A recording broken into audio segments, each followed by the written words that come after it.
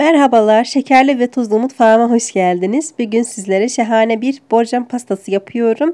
Bu sefer kahveyle yaptım ve gerçekten muhteşem oldu. Keki ayrı bir güzel ve üstündeki krema apayrı bir şey zaten. Hepimiz kahveyi çok severiz ve pastası gerçekten muhteşem oluyor. Sizleri bekletmek istemiyorum. Hemen tarifime geçiyorum. İyi seyirler. Öncelikle uygun bir tabağa 4 adet yumurta ekliyorum. Oda sıcaklığındaydı. 1,5 su bardağı şeker ilave ediyorum ve bunları bir tel çırpıcı yardımıyla güzelce karıştırıyorum. Bu aşamada mikser kullanmamıza gerek yok zaten. Tel çırpıcı ile güzelce yumurtamızın rengi açılana kadar çırpıyorum ve sonrasında yarım bardak sıvı yağ ekliyorum. Şimdi hemen kahve karışımını hazırlıyorum. 1 yemek kaşığı kahve kullanıyorum ve yarım su bardağı ılık su kullanıyorum. Suyumuzun mutlaka ılık olması gerekiyor. Ve kahve karışımı güzelce karıştırıyorum. Sonrasında kek karışımıma ilave ediyorum. Kahve karışımı ilave ettikten sonra bir tel çırpıcı yardımıyla yaklaşık 1 dakika güzelce çırpıyorum. Sonrasında kuru malzememi ilave etmeye başlayacağım. 2 su bardağı un kullanıyorum. Ve 1 paket vanilya kullanıyorum. Ve 1 paket kabartma tozu kullandım. Ve 3 yemek kaşığı kakao kullanıyorum. Bu arada arkadaşlar kuru malzemelerimizi mutlaka eleyerek ilave edelim. Bu sayede hem pürüzsüz bir harç elde ederiz hem de kekimiz güzelce kabarır. Lütfen bu aşamayı atlamayalım. Bir tel çırpıcı yardımıyla güzelce karıştırıyorum. Bu arada fazladan karıştırmayalım. Çünkü onu ilave ettikten sonra fazla karıştırırsak kuru bir kek elde ederiz. Yağlanmış borcama harcımı aktarıyorum. Bu arada 28 santimlik bir borcam kullandım. Bir spatula yardımıyla güzelce kekimi düzleştiriyorum.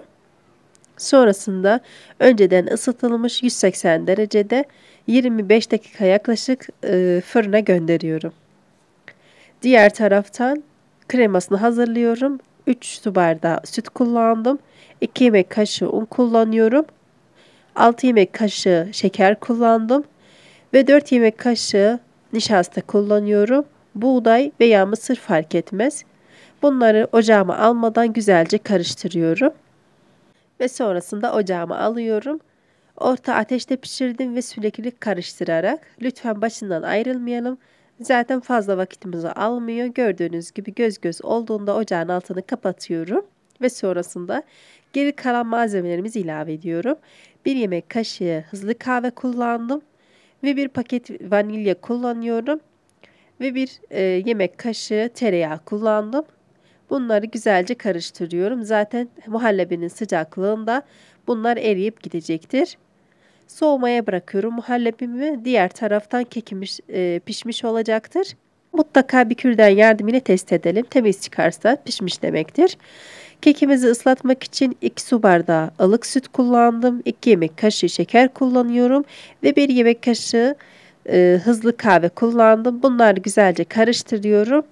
Ve yaklaşık 20 dakika kekimi fırından çıktıktan sonra beklettim. Sonrasında süt karışımını ilave ettim. Sütün baharatı da ılıktı. Ve gördüğünüz gibi kekimin sütü gayet güzel emiyor. Bu aşamayı gerçekten hiç kesmeden sizlere göstermek istedim. Diğer taraftan muhallebimiz soğumuş oluyor arkadaşlar. Gördüğünüz gibi muhallebimiz soğuduktan sonra kıvamı bu şekilde oluyor. Hemen başka bir tabağa aktarıyorum ve üzerine 1 poşet krem şanti ilave ediyorum. Önceden kremem uçmasın diye krem şantim bir tel çırpıcı yardımıyla güzelce karıştırıyorum. Sonrasında bir mikser yardımıyla güzelce çırpacağım. Bu arada kremamız krem şantiyi ilave etmeden önce mutlaka soğuk olması gerekiyor. Lütfen bu aşamaya dikkat edelim ve kremamız bu şekilde aldıktan sonra mikserimizi durduruyoruz ve kekimizin üzerine ilave ediyorum. Bu arada kremamı ilave etmeden önce kekim mutlaka çok güzel soğuması gerekiyor. Benim kekim güzelce soğumuştu, sonrasında kremasını ilave etmiştim. Aksi halde ilave edersek arkadaşlar kremamız eriyip gidecektir ve hiç hoş bir görüntü ortaya çıkmayacaktır.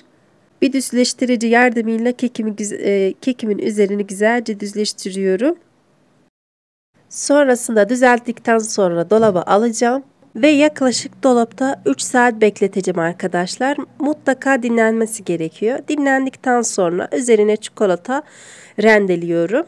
Bu arada çikolatam buzlukta yaklaşık yarım saat bekletmiştim. Öyle rendeledim. Daha iyi oluyor. Çünkü çikolata elimizin sıcaklığıyla çok hızlı bir şekilde eriyebiliyor. Ve hemen kesme aşamasına geçiyorum arkadaşlar. Benim bu kısma kadar izlediyseniz ve hala kanalıma abone değilseniz lütfen kanalıma abone olmayı unutmayın. Ve zil işaretine basarsanız arkadaşlar tüm yeni videolarımdan anında haberdar olacaksınız. Ve videolarımı beğeniyorsan beğeni vermeyi unutmayın. Şimdi sizler için hemen kekimden bir parça alıyorum ve sizlere dokusunu gösteriyorum.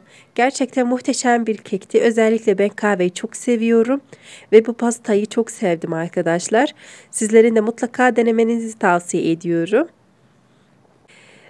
Keki ayrı bir güzel olmuştu. Üstündeki krema apayrı bir güzeldi. Hele kahve tadında gerçekten muhteşemdi. Ve fikrinizi mutlaka yorum kısımlarına bırakmayı unutmayın. Deneyecek arkadaşlarımıza kolay gelsin diyorum. Ve böylece sizlere veda etmiş oluyorum. Bir sonraki videomuzda Allah nasip ederse görüşmek üzere. Hoşça kalın.